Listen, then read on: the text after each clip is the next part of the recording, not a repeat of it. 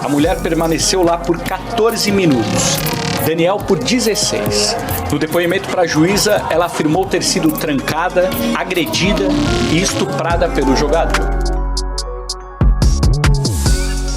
A prisão do jogador Daniel Alves, acusado de ter estuprado uma mulher na Espanha, pegou de surpresa o mundo do futebol. O caso aconteceu em uma boate de Barcelona em dezembro do ano passado e, apesar do atleta negar as acusações, a quantidade de provas contra ele é considerável. Daniel Alves pode se tornar a primeira celebridade a ser condenada por uma nova lei espanhola que determina punições mais severas diante de crime contra as mulheres. A defesa de Daniel Alves deve entregar hoje um pedido para que ele seja posto em liberdade. Longe dos tribunais, o Pumas do México, o clube pelo qual atuava desde o ano passado, anunciou a rescisão imediata do contrato. Por outro lado, um levantamento mostra que as acusações contra o jogador provocaram menos indignação entre o público do que sua convocação para a Copa do Mundo no Catar. A gente tem debatido pouco e muito menos do que a gente debateu a convocação, uma denúncia tão grave e o fato de que denúncias graves, né, de violência contra a mulher envolvendo jogadores de futebol, elas são muito recorrentes. Denúncias de abuso sexual envolvendo jogadores não são novidade. Nos últimos anos, vários atletas, inclusive de alto nível, foram acusados publicamente e até condenados. Um caso de destaque é o de Robinho, considerado culpado pelo estupro de uma jovem na Itália em 2013 e que está no Brasil para evitar a pena de 9 anos de prisão. No caso do Robinho, a justiça italiana não decretou nem prisão preventiva, nem uma cautelar, como por exemplo a de apreensão do passaporte. Isso permitiu então que quando a decisão final da Corte de Cassação foi proferida no caso do Robinho, ele estivesse no Brasil. As acusações contra Daniel Alves e as chances dele continuar preso são tema do Ao Ponto de hoje. Nesse episódio, eu, Felipe Barini e Carolina Moran conversamos com o repórter Vitor Seta, da editoria de esportes. O Ao Ponto dessa quinta-feira, 26 de janeiro, começa agora. Vem com a gente!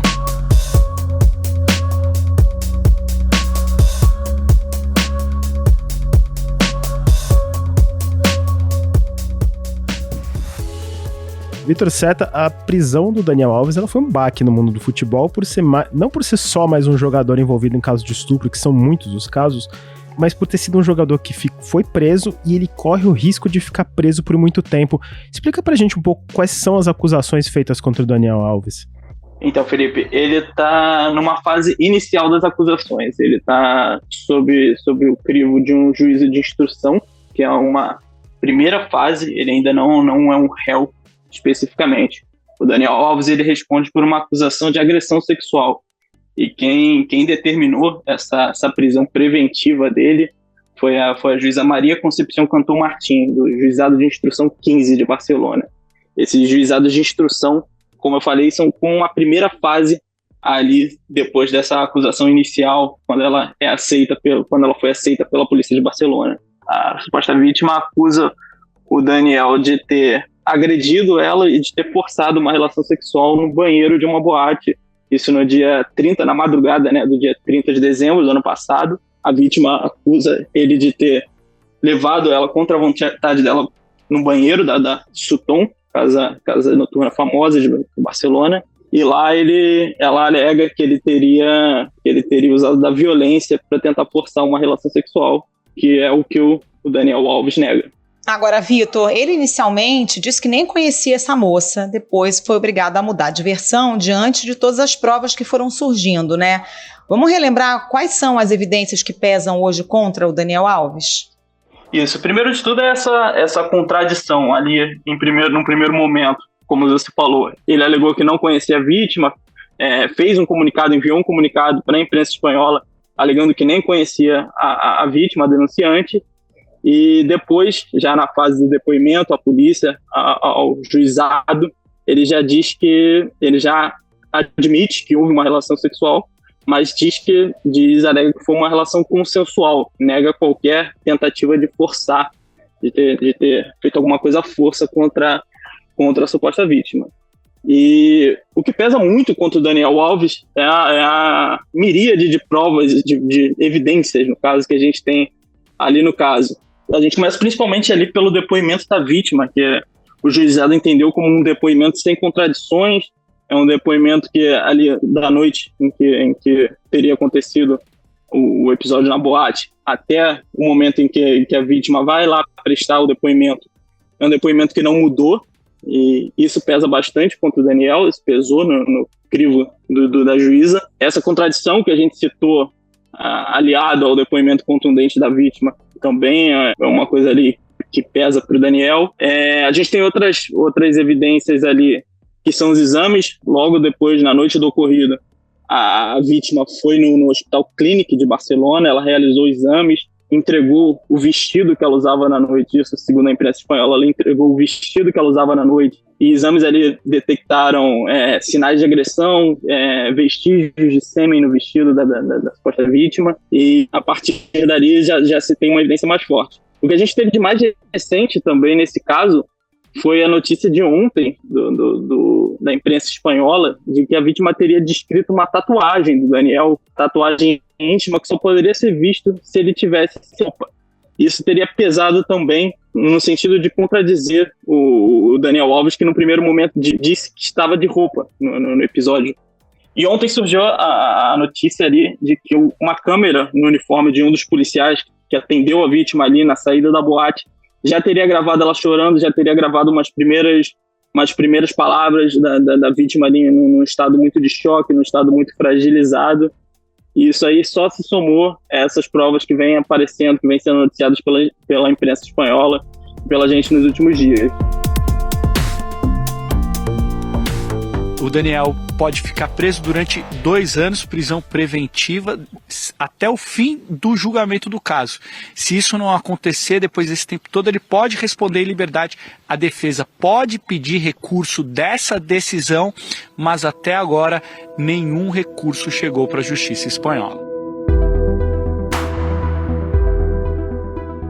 Vitor, como você disse, o caso aconteceu no ano passado, mas ele só estourou esse ano, e o Daniel Alves estava no México, onde ele joga. Como que a polícia de Barcelona conseguiu convencê-lo a ir até a Espanha, onde ele foi preso?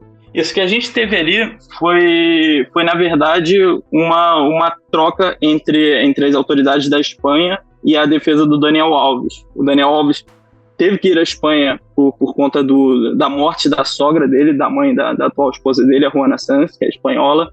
Ele teve que ir para Tenerife, na Espanha, para prestar apoio e acompanhar o enterro da sogra. E a partir desse momento ali, as coisas já estavam acontecendo, a investigação já estava em andamento, e a defesa do Daniel manteve contato com as autoridades espanholas. A imprensa espanhola diz que a defesa não esperava que o Daniel ficasse preso após o depoimento. O que sucedeu foi um acordo ali para que o Daniel se apresentasse logo depois desse enterro, o Daniel se apresentasse para depor. E ele acabou detido logo depois do depoimento. Vitor, nessa quinta-feira, a defesa do Daniel Alves deve apresentar um pedido de liberdade provisória, né, para a juíza responsável pelo caso, mas por tudo isso que você está falando, todas essas evidências e pelas ações iniciais dela, parece que não tem muita chance dele ser libertado não, né? O que acontece é que esse caso ele vai para uma segunda fase de julgamento. A partir de hoje, a defesa do Daniel deve começar a apresentar os pedidos de liberdade, para responder em liberdade, deve apresentar suas alegações no caso. Essa primeira fase do juízo de instrução vai ter mais alguns dias para analisar os pedidos, e aí sim dá prosseguimento ao caso, que é quando assume um juiz que vai cuidar de fato do caso, que vai haver manifestação do Ministério Público, da polícia, para ver se haverá o prosseguimento da denúncia, o que, por todos os indícios, indica que sim. É esse juiz que vai cuidar do caso, que vai decidir se o Daniel vai responder em liberdade ou vai seguir preso durante o andamento do processo. Vitor, tem um ponto que foi muito destacado pela imprensa espanhola, depois do estouro da denúncia, foi o fato da suposta vítima ter deixado claro que não quer compensações financeiras e tampouco apareceu para demonstrar qualquer informação sua, pessoal, o nome dela na imprensa. Mas ela destacou também que o objetivo principal dela é fazer com que o Daniel Alves seja preso pelo crime pelo qual ele é acusado, né? Isso. Essa manutenção da identidade da suposta vítima em sigilo tem dois lados ali. Tem o lado do processo, que é um lado que pesa ainda mais contra o Daniel Alves. Isso protege judicialmente a vítima e faz com que o caso seja analisado com mais cuidado, com mais, apesar de toda essa repercussão internacional, com uma descrição judicial maior. Há uma tradição da justiça espanhola de ser bastante rígida em acusações como essas, né? Ou seja, são acusações em que tradicionalmente a palavra da vítima é uma palavra muito importante, é uma palavra determinante. O depoimento da mulher é considerado sólido. Já nos depoimentos de Daniel Alves foram encontradas contradições. E também, pelo lado da vítima, protege ela de julgamentos de redes sociais, de acusações infundadas. Essa manutenção da identidade ali acaba sendo uma ferramenta nesses tempos de tantas repercussões em rede social, tanta informação circulando. É uma forma da vítima ali se proteger em duas frentes. O que mostra o quão machista é esse mundo onde a gente vive, né? Em que a vítima é tão questionada que acaba tendo que se proteger dessa forma. Agora, Vitor, como é que foram as reações no mundo do futebol? O Pumas do México, onde o Daniel jogava, já rescindiu o contrato, mas houve algum tipo de condenação entre outros profissionais, instituições, ou está todo mundo calado? Nesses últimos dias tem sido um grande silêncio na maior parte ali do mundo do futebol, né? A gente teve a Liga Mexicana se posicionando, a Liga Mexicana soltou uma nota, deu uma nota repudiando o fato, dizendo que não havia espaço para crimes sexuais na Liga, e o que resultou posteriormente na rescisão do contrato do Daniel com o Pumas. O Pumas alegou justa causa e rompeu o contrato do Daniel. Mas, assim, quanto a jogadores, a personagens do mundo do futebol, a principal manifestação foi do Xavi, o técnico do Barcelona. O Xavi, ele se manifestou 2 vezes, ele que foi companheiro e treinador do Daniel no Barcelona. Ele primeiro se disse em choque, disse ali que não tinha acreditado de primeiro no que tinha acontecido, e se disse em choque pela situação, e depois ele adicionou, se solidarizou com a vítima, retificou ali o que tinha falado, que não tinha falado com a vítima, condenou qualquer caso de estupro, de crime sexual, de agressão sexual envolvendo o Daniel ou qualquer outra pessoa. E foi ali uma das vozes uma das únicas, né, vozes do futebol a se manifestar por enquanto. E essa manifestação do Xavi, ela é importante porque nessa última passagem do Daniel Alves pelo Barcelona, que ele foi comandado pelo Xavi, o Daniel ele foi contratado como uma espécie de figura mentora dos jovens do novo projeto de futebol que o Xavi estava montando no Barcelona. Ele era veio como um cara experiente, um cara muito vencedor. Ele chegou ali, além de ser para ajudar em campo, ele atuou, foram 11 jogos pelo Barcelona, mais ou menos. Além de ajudar dentro de campo, ele chegou para ser uma figura de exemplo, um mentor para os jovens. Então, isso pesou muito para o Xavi, que é um cara próximo dele, e apostou nele como essa figura nessa última passagem dele pelo Barça. Tem uma matéria sua publicada ontem no site, hoje na edição impressa do Globo, ainda falando sobre essa indignação seletiva. Você mostrou que os comentários negativos sobre a prisão do Daniel Alves, eles foram muito menos intensos do que os vistos depois da convocação dele para a Copa do Mundo do Catar, né? Explica um pouco pra gente como que foi essa indignação seletiva envolvendo o Daniel Alves. A gente tem ali uma análise de 25 dias, desde que foi mencionado pela primeira vez o nome dele como convocado para a Copa do Mundo, e outra análise de 25 dias desde que foi citada pela primeira vez o caso, a acusação de agressão sexual na boate. O que acontece é que nesse intervalo de tempo, comparadas as menções ao Daniel em Twitter, redes sociais, blogs, notícias, no escopo da convocação para a Copa do Mundo, são 2,3 vezes maiores do que nessa acusação da agressão sexual. O Daniel Alves, nesse momento da Copa do Mundo, foi mencionado pouco mais de 481 mil vezes, nesse intervalo de 25 dias, desde que surgiu o noticiário da acusação de agressão sexual, foram 203 mil vezes, assim, quase metade da repercussão na questão da Copa do Mundo. Eu acho que enquanto a gente não falar sobre isso, a gente não muda essa cultura. E a gente continua chancelando essa cultura que faz com que, inclusive, o ápice dessa cultura é violência sexual, violência doméstica, mas ela está nas pequenas coisas. No tratar a mulher como um objeto, no desrespeitar a mulher, não tratar a mulher com o respeito que você trata qualquer ser humano. Vitor, não tem como falar desse caso do Daniel Alves sem lembrar de um outro caso de estupro envolvendo um jogador brasileiro super famoso, que é o Robinho, que foi condenado pela Justiça da Itália a 9 anos de prisão, mas ele continua livre aqui no Brasil. Explica pra gente as diferenças e semelhanças entre essas duas situações. No caso do Robinho, a gente tem um processo que foi julgado já em todas as suas instâncias na Itália, ele já tem trânsito em julgado. E o Robinho, ele foi condenado em janeiro do ano passado por violência sexual em grupo. Só que, diferente do Daniel Alves, o Robinho está no Brasil. Quando saiu essa sentença final, ele já estava no Brasil. E por conta de questões entre Brasil e Itália, em que não há uma possibilidade ali de extradição de brasileiros para a Itália, para cumprir pena na Itália, o Robinho, por hora, vai cumprir essa pena aqui no Brasil. Só que, no caso do Robinho, ele tem dificuldade de pisar na Itália, ele está numa lista de procurados da Interpol e qualquer, não só na Itália, na verdade, na Europa em geral. E qualquer deslocamento dele para países europeus pode acarretar numa prisão dele para cumprir essa pena que ele foi condenado na Itália. No começo do ano, o ministro da Justiça, Flávio Dino, ele sugeriu que poderia analisar, caso chegasse, um eventual pedido da Justiça italiana para que o Robinho cumpra a pena aqui no Brasil. Você tem alguma indicação de que isso possa acontecer ou, por enquanto, é só no campo dos rumores? Por enquanto, a gente tem essa declaração do Dino, mas isso depende muito mais da Justiça italiana do que do Brasil em si. É preciso que a Justiça italiana, o Ministério Público italiano, faça um pedido.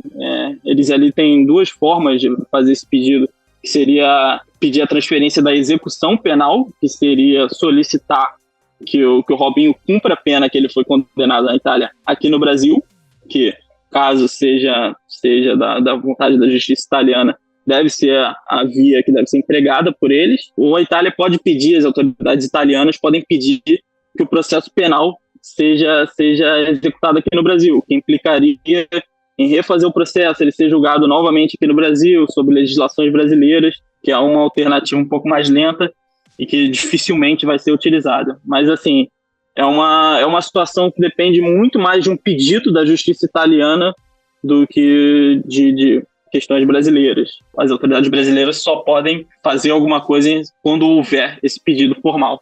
Agora, Vitor, no caso do Robinho, enquanto ele está aqui livre no Brasil, chegou até a ser procurado por alguns clubes para voltar aos gramados, mesmo depois da condenação. Existe uma certa leniência no mundo do futebol, né? Por exemplo, o ex-goleiro Bruno, condenado por assassinato, cumpriu a pena, voltou a jogar. O Robinho voltaria a jogar, acabou sendo, perdendo o contrato na época que isso veio à tona, mas depois foi procurado de novo. Teve o caso do Cuca, que tem uma condenação também a 15 meses de prisão na justiça suíça, nunca cumpriu, a pena prescreveu, seguiu trabalhando. A gente tem essa cultura no futebol, né, de uma certa passação de pano, apesar de condenações graves. O futebol brasileiro, como você diz, Carolina, ele acaba sendo muito leniente para esse tipo de caso. Muitas segundas chances acontecem aqui no futebol brasileiro.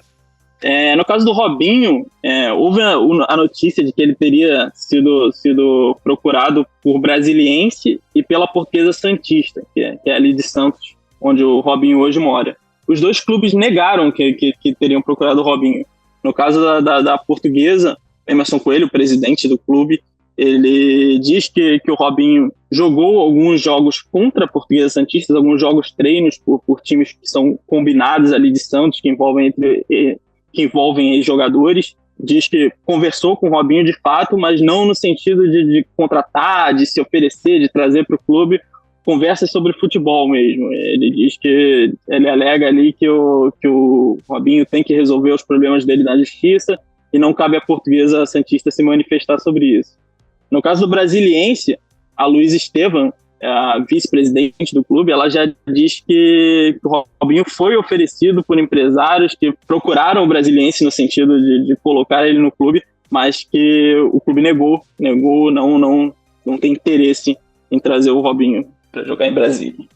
E a promotoria do Estado americano de Nevada anunciou que, por falta de provas, não vai apresentar acusação formal de estupro contra o jogador português Cristiano Ronaldo.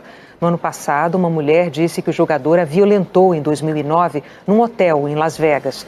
Cristiano Ronaldo sempre negou o crime. Vitor, só para a gente concluir aqui nossa conversa, como a gente mencionou, você mencionou agora, como a Carol mencionou, casos de jogadores acusados de abuso sexual, eles não são raros, inclusive envolvendo nomes do primeiro escalão do esporte, mas pouquíssimos têm o mesmo destino de Daniel Alves, né? Às vezes se livra com processos, com acordos financeiros. Esse caso, com a prisão, uma eventual condenação, se ele for comprovado culpado nesse caso, isso pode trazer algum tipo de mudança no mundo esportivo a médio ou longo prazo? A gente espera que sim, né? Porque a gente, pegando justamente esse caso do Robinho, a gente teve ali uma condenação em última instância, a justiça italiana foi atrás, foi até o fim, até as últimas instâncias e condenou o jogador. Ele está em liberdade por uma questão de legislação, uma questão de diplomacia ali. A gente já teve nesse caso um primeiro exemplo de que há consequências, as coisas podem pesar, independente de ser jogador de futebol, independente de condições financeiras.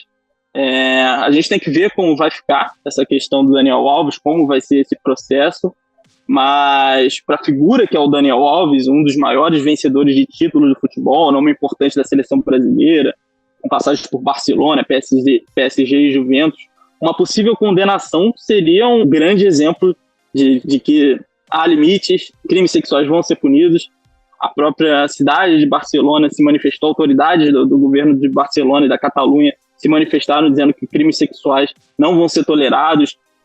Na Espanha já há uma legislação muito forte para combater crimes sexuais. Então, por toda a figura que envolve o Daniel Alves, por toda a história dele no futebol, se houver a condenação nesse caso, seria sim um grande exemplo de que a vida de jogador de futebol não é sem limites, ele não está livre do crivo da justiça, ele não está livre, os jogadores não estão livres para fazer o que eles quiserem com as pessoas. Vitor Seta, muito obrigada pela participação, bom trabalho para você. Obrigado. Carolina, Felipe, eu que agradeço, prazer conversar com vocês.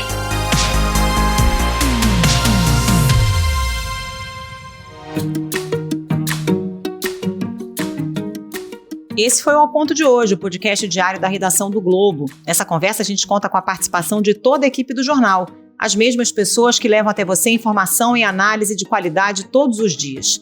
Quer saber mais? Assine o Globo. Acesse assineglobo.com.br e confira todas as notícias e reportagens especiais. A edição foi de João Guilherme Lacerda. Até mais. Até mais.